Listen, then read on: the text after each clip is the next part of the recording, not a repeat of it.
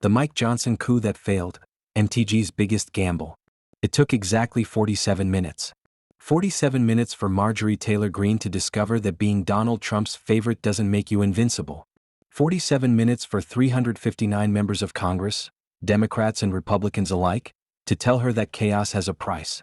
47 minutes for the most feared woman in Washington to become a cautionary tale about overplaying your hand. What happened on May 8, 2024, wasn't just a failed vote. It was a public execution. And the cameras captured every humiliating second. March 22, 2024, 6:47 a.m. The mahogany-paneled corridors of the Capitol were still quiet when Marjorie Taylor Greene's phone buzzed with a text that would set the next 6 weeks on fire. Voting yes on spending bill. We have no choice. It was from Mike Johnson, the Speaker. The man who had promised conservatives he would never betray them like Kevin McCarthy did. And now, just 5 months into the job, he was about to hand Chuck Schumer and the Democrats a $1.2 trillion victory on a silver platter. Greene stared at her phone screen in the pre-dawn darkness of her Capitol Hill apartment. Her coffee went cold. The betrayal wasn't just political, it was personal. She had defended Johnson when others doubted him. She had stood beside him when he took the gavel after the McCarthy disaster. She had believed him when he said he would never negotiate with Democrats the way McCarthy had. That belief had just died in a text message. By 8 a.m., Greene was in her office with her chief of staff, Nick Dyer, and communications director, Clay Chambers. The mood was volcanic. "He's McCarthy 2.0, Greene said, pacing like a caged predator. "Worse than McCarthy. At least Kevin had the decency to look ashamed when he sold us out." Dyer, who had been with Greene since her first campaign, had seen her angry before. But this was different. This was calculated fury. "If we move on this, it needs to be surgical," he warned. "McCarthy took us 3 weeks to replace. The conference is exhausted." Greene stopped pacing. Her eyes narrowed with that particular intensity that made even her allies nervous. Then maybe they need a reminder that betrayal has consequences. The motion to vacate was drafted by 10 a.m. By noon, Greene had called Thomas Massie, the Kentucky Libertarian who had voted to oust McCarthy. "I'm filing," she told him, "today. Right after he passes his Democrat spending bill." Massie, normally cautious, didn't hesitate. "I'm with you." The House floor erupted at 1:17 p.m. when the spending package passed 286 to 134. More Democrats voted yes than Republicans. Mike Johnson had just survived by relying on the opposing party to pass his own conference's legislation. To hardline conservatives, this was the ultimate sin. To Greene, it was the smoking gun. She filed the motion to vacate at 1:43 p.m., exactly 26 minutes after Johnson's victory. But she made one crucial decision that would define everything that followed. She didn't make it privileged. That technical choice meant the motion wouldn't force an immediate vote within 2 legislative days. It was, as she told reporters, more of a warning than a pink slip. The warning shot strategy was tactical genius, or so Greene thought. It gave Johnson time to sweat, time for conservative pressure to build, time for the conference to realize they'd been betrayed. What Greene didn't calculate was that it also gave her enemies time to organize. And Mike Johnson, the mild-mannered Louisiana lawyer who looked like a youth pastor, was far better at political chess than his "ah-shucks" demeanor suggested. Within hours, Johnson's team was making calls. Not to Freedom Caucus firebrands or MAGA loyalists, but to House Democratic leadership. March 23, 2024. The back-channel negotiations between Johnson's chief of staff and Hakeem Jeffries' team began at 9 a.m. The message was simple and devastating. The Democrats can save the Speaker. Greene has no path to victory if you vote to table. Jeffries, who had watched Republicans devour Kevin McCarthy 6 months earlier, saw the opportunity immediately. By keeping Johnson in power, Democrats could 1. Prevent even more chaos, 2. Ensure continued Ukraine funding, 3. Embarrass the MAGA hardliners, and 4. Extract future concessions from a weakened Republican Speaker. The next 6 weeks became a masterclass in legislative warfare. Greene held press conferences outside the Capitol, her voice rising with righteous fury about Johnson's complete and total surrender. She wore a "Make Ukraine Great Again" hat and placed it mockingly on photos of Johnson and Jeffries. She sent letters to every Republican colleague detailing Johnson's transgressions. She appeared on Steve Bannon's podcast, on Newsmax, on every platform that would amplify her message. And slowly, methodically, she was losing. The problem wasn't her message. Plenty of conservatives genuinely believed Johnson had betrayed them. The problem was math, timing, and Trump. The math was brutal. Republicans held just a 217 to 213 majority. Greene needed a majority of the full House, 218 votes, to remove Johnson. Even if every single Republican voted with her, she'd still need Democratic support. And Democrats who had helped oust McCarthy were now signaling they would save Johnson. The timing was worse. It was an election year. Every vulnerable Republican was terrified of months of speakership chaos right as they needed to be campaigning. The memory of the 3.5-week McCarthy replacement debacle was fresh and painful. Republican donors were openly warning that another speaker fight would cost them the House majority. Then came the Trump problem. Donald Trump, who had elevated Greene from controversial freshman to MAGA royalty, who had defended her through countless scandals, who had made her one of his most trusted congressional allies, chose Mike Johnson over her. April 12, 2024. Trump invited Johnson to Mar-a-Lago. The photos were everywhere. Trump and Johnson, smiling, shaking hands, projecting unity. Trump called Johnson to the stage at an RNC spring retreat luncheon and praised him effusively. Mike Johnson is doing a very good job under very tough circumstances, Trump declared. He's doing about as good as you're going to do. The message to Greene couldn't have been clearer: stand down. Greene didn't stand down. She doubled down. She told CNN's Dana Bash that Johnson's leadership was pathetic, weak, and unacceptable. She held a press conference with Massey on May 1st and announced she would force the vote next week. She put Johnson's photo next to Jeffries with a mocking caption. She accused Johnson of serving Democrats, of betraying the conference, of being worse than McCarthy. What she didn't have was votes, or a plan, or an endgame. Behind closed doors, Greene's own allies were begging her to back off. Matt Gaetz, who had successfully ousted McCarthy, publicly stated he wouldn't support removing Johnson. If we vacated this speaker, we'd end up with a Democrat, Gaetz said. Tim Burchett, another McCarthy opponent, refused to commit. Ralph Norman wanted to know who would replace Johnson before he'd even consider voting yes. One by one, the potential coalition crumbled. May 7, 2024. Johnson met with Greene and Massey in his office.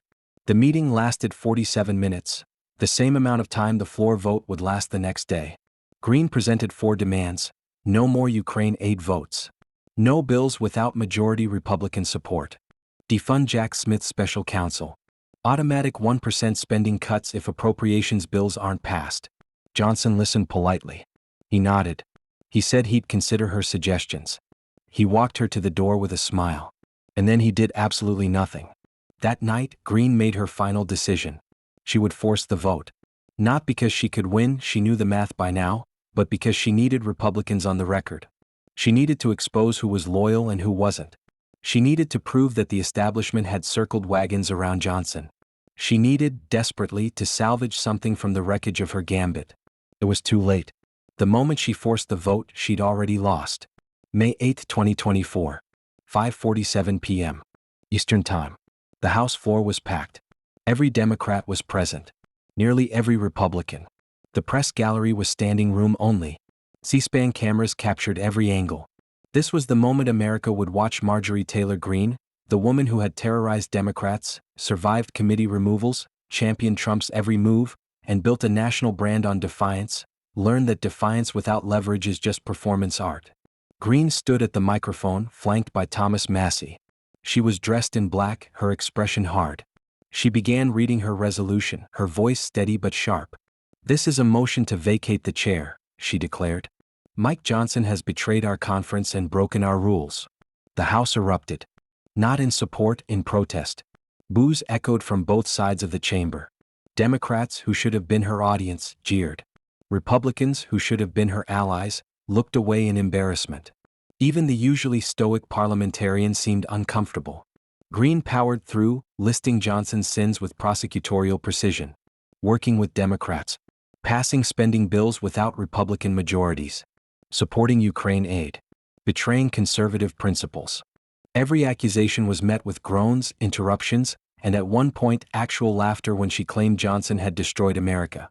By passing the Democrats' agenda and handcuffing the Republicans' ability to influence legislation, our elected Republican Speaker Mike Johnson has aided and abetted the Democrats and the Biden administration in destroying our country, Greene said, her voice rising. Democrats began applauding. Not sarcastically, genuinely. When Greene quoted Hakeem Jeffries saying Democrats were effectively governing as if we were in the majority, the Democratic side of the chamber burst into cheers and applause. Greene's attack on Johnson for working with Democrats had just become a Democratic victory lap. She had handed them the soundbite they wanted. The humiliation was exquisite and complete. The vote lasted exactly 47 minutes from privileged motion to final tally. Majority Leader Steve Scalise immediately moved to table Greene's resolution, to kill it without debate. The electronic voting board lit up like a Christmas tree. Green lights everywhere. 163 Democrats voted to table. 196 Republicans voted to table. Just 43 members, mostly Freedom Caucus hardliners, voted to proceed with removing Johnson. The final tally, 359 to 43. It wasn't close. It wasn't competitive. It was annihilation. Mike Johnson stood at the speaker's rostrum as the votes were tallied, surrounded by colleagues offering congratulations, pats on the back, handshakes. He looked calm, almost serene. When the final number appeared, he smiled slightly and banged the gavel. "The motion to table is agreed to," he announced, his voice steady. Then, in what would become the most quoted line of the day, he turned to reporters and said with deadpan Louisiana charm, "It's just another Wednesday on Capitol Hill." Greene stood in the well of the House, watching the numbers. Her face was a mask, but her body language told the story. Shoulders slightly hunched, jaw tight, eyes scanning the board as if hoping the numbers would change. They didn't. When it was over, she walked to the microphone one last time. "I didn't run for Congress to come up here and join the Uni Party," she said, her voice carrying an edge of defiance that couldn't quite hide the defeat. And the Uni Party was on full display today. The press ambush was immediate. Reporters swarmed Greene as she left the chamber. "Will you try again? Do you regret this? Did Trump pressure you to stand down? Are you worried about primary challengers?" Greene, normally eager for confrontation, gave terse answers. "I'm not surprised by the vote," she said. "This shows exactly who's on which side." But the fire was gone. The bravado was muted. She looked like a fighter who'd just taken a beating and was trying to convince everyone, including herself, that she'd won on points. The aftermath was swift and merciless. Political analysts declared Greene's influence diminished. GOP strategists openly questioned whether she'd overplayed her hand. Conservative media, which had initially supported her fight against Johnson, pivoted to criticism. Tucker Carlson called it a strategic miscalculation. Even Bannon, her most loyal media ally, suggested on his podcast that she should have cut a deal. Democratic campaigns immediately cut ads featuring Republicans voting to save their own speaker, painting the GOP as hopelessly divided. But the cruelest blow came from Trump. After the vote, Trump posted on Truth Social, "I absolutely love Marjorie Taylor Greene, but this is not the time for a motion to vacate. We need to be united against the radical left." The praise felt like a consolation prize. The but felt like a public spanking. Greene, who had built her entire political identity around unwavering Trump loyalty, had been Trump-corrected on national television. The Washington Whisper Network, which Greene normally dominated, turned against her. "She miscalculated badly," one senior Republican told Politico on Background. She thought she was Matt Gaetz 2.0, but Gaetz had 8 Republicans and a unified Democratic caucus. She had Massey and wishful thinking.